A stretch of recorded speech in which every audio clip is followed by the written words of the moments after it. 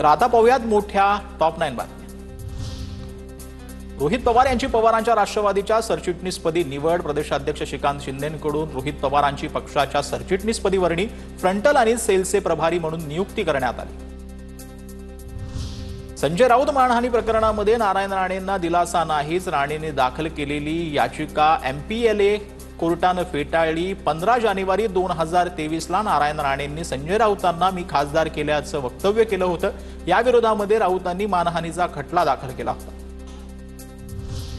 मेधा सोमय्या मानहानी प्रकरणी सुनावणी संपन्न। प्रकरण सामंजस्याने प्रकरण सोडवण्याचा मेधा सोमय्या आणि संजय राऊतांना कोर्टाचा सल्ला। या प्रकरणी पुढील सुनावणी 18 ऑगस्ट 2025 रोजी होणार।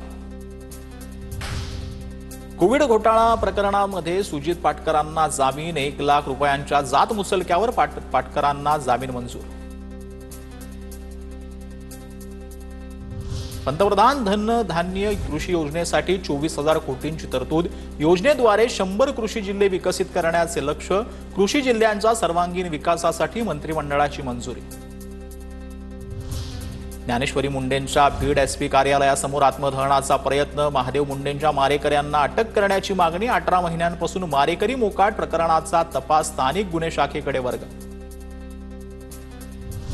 राज्यात तुकडाबंदी कायद्याचा फॉर्म्युला ठरला। महसूल मंत्री चंद्रशेखर बावनकुळेंची माहिती। 1000 चौरस फुटापर्यंतचा प्लॉट धारकांना होणार फायदा। राज्यात 5 लाखाहून अधिक कुटुंबांना लाभ होणार।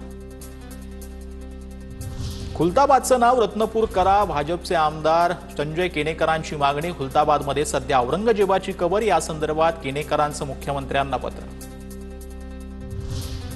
आमदार निवासातील जेवणावरून मारहाण केली जाते, मग विद्यार्थ्यांच्या आहारामध्ये आळ्या निघाल्या असताना कारवाई का होत नाही? विधानसभेमध्ये आमदार कैलास पाटलांचा सवाल।